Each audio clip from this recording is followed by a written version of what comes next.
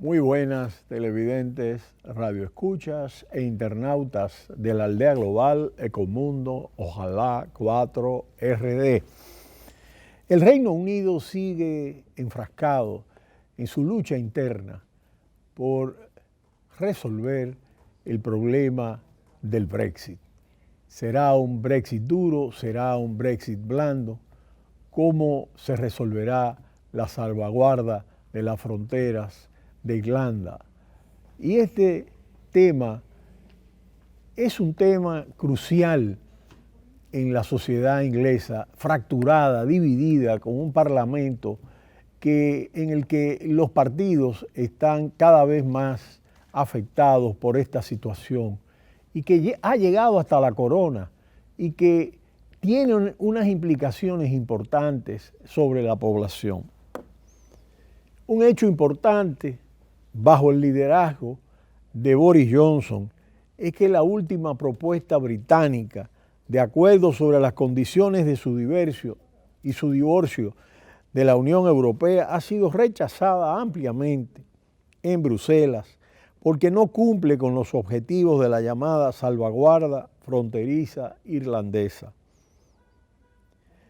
Y para poder entender esto, vamos a ofrecer una explicación de la salvaguarda acordada entre el Reino Unido y Bruselas en 2018. Por ejemplo, el nuevo plan propuesto por el primer ministro Boris Johnson y las razones por las que los altos cargos de la Unión Europea consideran que no es suficiente. ¿Qué es la salvaguarda? Algo que hemos explicado en Ecomundo, pero que vamos a resumir. Ahora no hay controles fronterizos ni infraestructura entre la provincia británica de Irlanda del Norte e Irlanda, ya que ambos están incluidos en los acuerdos aduaneros y reglamentarios del mercado único de la Unión Europea. La salvaguarda, incluida en el principio de acuerdo para el Brexit que alcanzaron Bruselas y Londres en 2018, se diseñó para evitar que se introdujera una frontera dura en la isla de Irlanda cuando Reino Unido abandone la Unión Europea, sea cual sea el acuerdo comercial que finalmente se logre entre Londres y Bruselas. Preveía que el Reino Unido siguiera vinculado a algunas normas de la Unión Europea si no se encontraba otra forma de mantener invisible la frontera entre la provincia británica e Irlanda. Mantener una frontera sin fricciones fue una parte clave del acuerdo de Viernes Santo de 1998 entre Londres y Dublín para poner fin a 30 años de violencia en Irlanda del Norte. ¿Por qué no funcionó? Los parlamentarios a favor del Brexit se opusieron al acuerdo de 2018, diciendo que la salvaguarda vincularía a Reino Unido con la Unión Europea, pase lo que pase, dejando al país bajo la supervisión de los jueces de la Unión Europea e impidiéndole llegar a acuerdos comerciales en todo el mundo. El rechazo del Parlamento del Reino Unido al acuerdo obligó a la entonces primera ministra Theresa May a dimitir de su cargo. Ahora, ¿cuál es el nuevo plan? La nueva propuesta de Boris Johnson es que después del Brexit, Irlanda del Norte se mantenga alineada con las normas del mercado único de la Unión Europea para el comercio de animales, alimentos y productos manufactureros. Pero la provincia abandonaría la unión aduanera de la Unión Europea junto con el resto del Reino Unido para que el país en su conjunto pudiera llegar a nuevos acuerdos comerciales. La propuesta también dice que la Asamblea Legislativa de Irlanda del Norte tendría derecho a decidir cada 4 años si desea seguir cumpliendo las normas de la Unión Europea sobre los bienes comercializados. ¿Qué significaría esto? El plan crearía efectivamente 2 fronteras. En primer lugar, habría una frontera reglamentaria en el mar de Irlanda entre Irlanda del Norte y Reino Unido. Los productos procedentes del Reino Unido tendrían que ser controlados para asegurarse de que se ajustan a las normas de la Unión Europea. Este aspecto, que ha sido un aspecto muy espinoso, sobre todo porque dado que Irlanda del Norte seguiría formando parte del mercado único europeo, además habría una frontera aduanera entre Irlanda del Norte y la República de Irlanda. Sería necesario realizar controles para garantizar el pago de derechos e impuestos sobre las mercancías que se trasladan de Irlanda del Norte a la Unión Europea y para evitar el contrabando. La propuesta británica dice que no habría infraestructura física a lo largo de los 500 kilómetros de la frontera. ¿Cuál es el problema de la frontera? De acuerdo a los responsables irlandeses y de la Unión Europea, hay varios problemas con el plan propuesto por el primer ministro Boris Johnson, quien está decidido a que Reino Unido abandone la Unión Europea el próximo 31 de octubre con o sin acuerdo. Dicen que inevitablemente tendría que haber algún tipo de control fronterizo para preservar la integridad del mercado único de la Unión Europea, y eso pondría fin al acuerdo sin fricciones en la isla de Irlanda. Cualquier forma de controles y comprobaciones en la frontera y sus inmediaciones significaría el fin del comercio sin fricciones y, como tal, perjudicaría a la economía de toda la isla y representaría un grave riesgo para el proceso de paz, expresaron los legisladores de la Unión Europea en respuesta al plan del Reino Unido.